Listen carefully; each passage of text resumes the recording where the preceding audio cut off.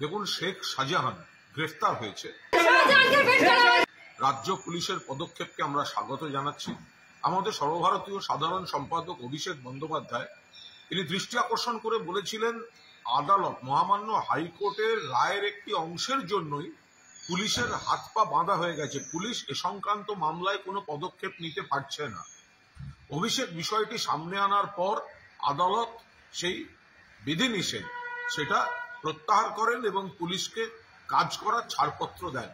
Police প্রশাসনের প্রতি আমাদের পূর্ণ আস্থা ছিল, ফলে আমরা আশা প্রকাশ করেছিলাম আত্মবিশ্বাসের সঙ্গে যে দ্রুততম গতিতে এই শাহজাহান গ্রেফতার হবে, সেটাই হয়েছে। এবার পুলিশ তো তার কর্তব্য করল, এবার সিবিআই নারদায় এফআইআর নেমড শুভেন্দু অধিকারীকে গ্রেফতার করুক। অ্যালকেমিস্ট নিয়ে ইডি তদন্তে নেমেছে, অ্যালকেমিস্টের ব্র্যান্ড অ্যাম্বাসাডার মিঠুন চক্রবর্তীকে গ্রেফতার করুক। মহিলা কুস্তিগির সাক্ষীদের উপর অসভ্যতা করে শ্লীলতাহানি করেছে বিজেপির সাংসদ ব্রিজভূষণ, তাকে গ্রেফতার করুক।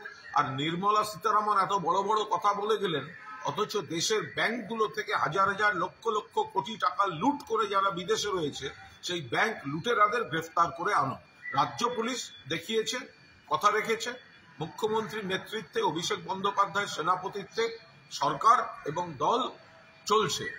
এবার কর্তব্যটা সিবিআই ইডি কি করে সেটা দেখারও আমরা অপেক্ষায় আছি।